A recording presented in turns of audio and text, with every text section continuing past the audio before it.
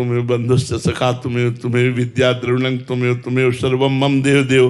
तो भगवान के किसी एक रूप में आसक्ति कर लो और सब रूप की आराधना करो और सबसे यही फल मांगो कि मुझे अमुक भगवान के नाम रूप में प्रेम हो, तो वहां से कृपा प्रकट होनी शुरू हो जाएगी। महाराज जी, एक ने प्रश्न किया था, हम पढ़ नहीं पाए थे, कि हमें डर लगता है कि कहीं ये नाराज ना हो जाएं, वो नाराज ना हो जाएं, तो फिर इसलिए हम सबको बना के चलते हैं कि सब कोई है ही नहीं, एक ही है, एक ही परमात्मा है, एको ब्रह्म द्वितीयो नास्ति। अच्छा, डाल पत्ते में पानी डालने से वृक्ष पुष्ट नहीं होता और जड़ में पानी डालने से डाल पत्ते भी पुष्ट हो जाते हैं। तो सबकी जड़ है श्री भगवान। ऊर्ध्वमूल मदासा कामस्तोत्तम प्राहुरभ्यम। यदि श्री भगवान की आराधना की जाए तो सब देवी देवता शनि ग्रह नक्षत्र सब आशीर्वाद देने लगेंगे। विश्वास करो, चाहे वो 7.5 में बैठे हो, तुम्हारा मंगल ही करेंगे या मंगल नहीं करेंगे, क्योंकि भगवान के दास हो तुम। और भगवान से विमुख होकर उनको तुम एक टैंकर तेल चढ़ा दो तो भी तुम्हारा विनाश ही करेंगे, क्योंकि भगवान से विमुख हो तुम। हमारी बात को समझो, भगवान का आश्रय ले लो, सब कृपा करेंगे, सब मंगल करेंगे। ना चाहते हुए भी सब कृपा करेंगे, ना चाहते हुए भी सब कृपा करेंगे। देखो, उदाहरण में हम आपको बता रहे हैं, भगवान के अनन्य भक्त हैं भरत जी महाराज, जो जड़ भरत रूप को प्राप्त हुए 3रे जन्म में।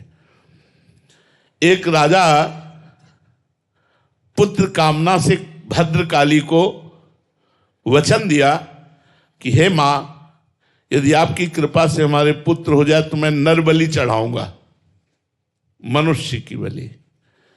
पुत्र हो गया। एक आदमी वो पकड़ के लाए, दस्यु थे वो लोग, तो चोर थे, हिंसक थे। अब वो आदमी समझ नहीं पाया मुझे क्यों पकड़ के लाए। अब उसको अच्छी अच्छी खान पदार्थ सामग्रियों में छोड़ दिया गया, जो तुम्हारा मन हो खाओ। तो एक जगह गरम जलेबी खा रहा था, तो जलेबी जो खवा रहा था उसने कहा खा लो, कुछ मिनट बाद तलवार चलेगी तेरे गले पे। तो उसने कहा ऐसा, वो धीरे से बहाने से निकल गया। उसको पता नहीं था कि मेरी मृत्यु होने वाली, लेकिन जब पता चला तो भाग गया। जब वो भाग गया तो जो लोग पकड़ के लाए थे उन लोगों ने कहा अगर ये राजा को सूचना देते हैं तो हमारी बलि चढ़ा देगा, तो खोजा जाए कोई नर पशु ऐसा जो बलि के योग्य हो। तो महाराज ये ब्रह्माकार बैठे हुए थे जड़ भरत जी, भगवान में निरंतर चिंतन और स्वस्थ शरीर, इन्हीं को पकड़ लिया, ले गए, स्नान कराया, सुंदर पूजन किया, खीर पुआ माल सब अच्छे अच्छे पवाए, और भद्रकाली के सामने जाकर ऐसे सर झुकाकर जे ही तलवार उठाई तो फट गई भद्रकाली की मूर्ति, और स्वयं भद्रकाली प्रकट होकर वही तलवार लेकर अपने सेवकों की गर्दनें उड़ा दी। सीम की चाप सके को तासु, बड़ रखवार रमापति जासु। भगवान के भक्त की गर्दन उड़ा दे। भागवत में पढ़ के देख लो प्रसंग, अपने ही पुजारियों की गर्दनें उड़ा दी देवी जी ने, और भरत जी उठे चल दिए।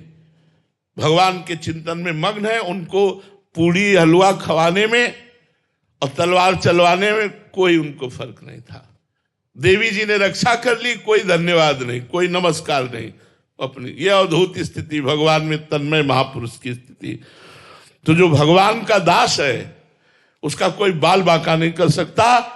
भगवान देवी रूप में है, स्वयं प्रकट होकर के, और अपने पुजारियों की गर्दनें उड़ा दी, लेकिन भरत जी के खरोच भी नहीं आने दी। भागवत में प्रसंग पढ़ लो, भरत चरित्र में।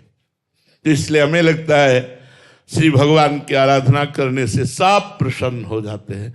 वैसे भी जा पर कृपा राम की हुई, ता पर कृपा करे सब कोई, सब प्रसन्न हो जाते हैं।